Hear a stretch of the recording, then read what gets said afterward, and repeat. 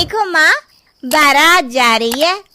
अरे तो इसमें कौन सी नई बात है, बारात तो यहाँ से आती जाती रहती है। काश माँ मेरी भी शादी हो पाती। अरे तू फिक्र मत कर बेटी, मैं तेरी शादी एक इंसान से करा दूंगी। लेकिन ये कैसे हो सकता है माँ, मैं तो एक चुड़ैल हूँ। अरे इसका भी इलाज है मेरे पास। कल ही हम नदी के किनारे वाले जादूगर के पास चलेंगे, वो अपनी शक्ति से हम दोनों को इंसान बना देगा। और ठीक ऐसा ही होता है। जादूगर उन दोनों माँ बेटी को चुड़ैल से इंसान के रूप में बदल देता है। ये तो कमाल हो गया माँ, अब तो मुझे कोई पहचान नहीं पाएगा। ये भभूति रखो, इसे हर रात खा लेना, वरना सुबह तुम अपने असली रूप में आ जाओगी। जी जी बिल्कुल खा लूंगी। कुछ दिनों के बाद चुड़ैल की माँ अपनी बेटी की शादी धोखे से हरीश नाम के लड़के से करवा देती है। फिर एक दिन, अरे मान गए हरीश, इतनी सुंदर पत्नी तो किस्मत वालों को मिलती है, और एक तुम हो कि खुश होने के बजाय हमेशा तुम्हारा मुंह हारे हुए लीडर के चमचे की तरह लटका रहता है। अरे सुन भाई, मेरी पत्नी सुंदर है तो क्या करूं, नाचूं? देख लाला, सुबह सुबह मेरा दिमाग खराब मत कर। अरे वो सब तो ठीक है, लेकिन एक बात मेरी समझ में नहीं आती, तुम हर दूसरे दिन कम से कम 10 लोगों का राशन खरीद कर ले जाते हो। अरे आखिर तुम इतने राशन का करते क्या हो? तुम्हारे घर में तो खाने वाले सिर्फ 4 लोग हैं। अरे तुझे मेरे घर की बातों से क्या लेना देना, तू चुपचाप अपनी दुकानदारी कर, वरना यहाँ दुकानों की कमी नहीं है। इतना कहकर हरीश वहाँ से चला जाता है।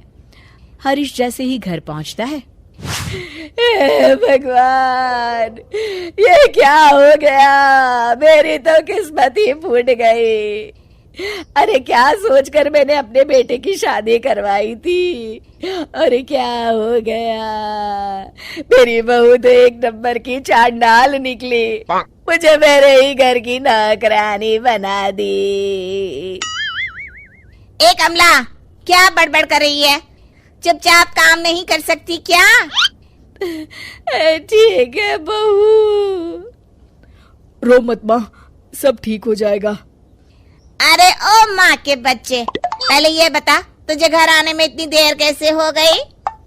अरे भाग्यवान, मैं दुकान से राशन खरीद रहा था।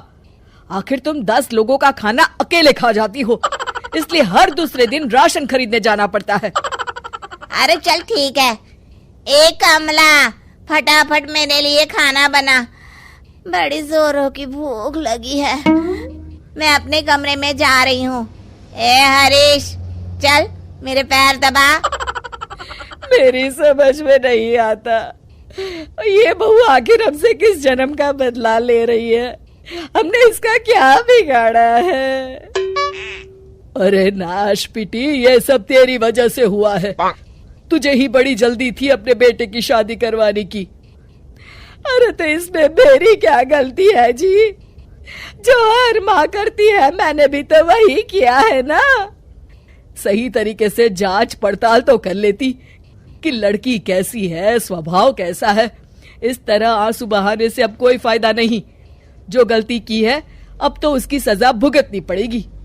आपका ये भाषण सुनने का वक्त नहीं है मेरे पास, मैं तो चली रसोई घर में खाना बनाने, नहीं तो ये डायन मुझे ही पकाकर खा जाएगी। कमला रसोई घर में चली जाती है। इस तरह हरीश और उसके घर वालों की जिंदगी नरक बन जाती है। कुछ दिन बीत जाते हैं। फिर एक रात, आज तो खाना खा के मजा आ गया। कुछ भी कहो, मेरी बुढ़िया सास खाना एक नंबर का बनाती है। और ये कामचोर हरीश क्या कर रहा है? ए लड़के, ठीक तरह से पैर दबा। आज तो मुझे बहुत नींद आ रही है। इस तरह उस रात चुड़ैल जादूगर की दी हुई भभूति खाना भूल जाती है। अगली सुबह अपनी बगल में लेटी चुड़ैल को देखकर हरीश की आंखें फटी की फटी रह जाती है।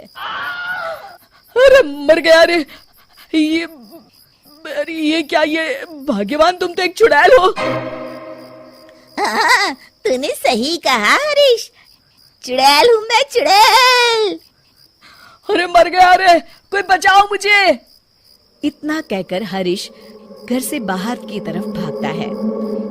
तभी उसके पड़ोसी भी जाग जाते हैं और सब देखते हैं कि हरीश के पीछे एक चुड़ैल पड़ी है। गौर से देखने पर पता चलता है कि ये तो उसकी पत्नी ही है। सारे गांव वाले मिलकर उस चुड़ैल को मारते मारते एक कुएं की तरफ ले जाते हैं। चुड़ैल गांव वालों से डरती, रोती, बिलखती उस कुएं तक पहुंच जाती है और अनजाने में ही कुएं के अंदर गिर जाती है। गांव वाले फौरन कुएं में कुछ कचरा और डंडिया डालकर उसे भर देते हैं और इस तरह हरीश का अपनी पत्नी यानी कि चुड़ैल से पीछा छूटता है और हरीश और उसके घर वाले चैन की सांस लेते हैं।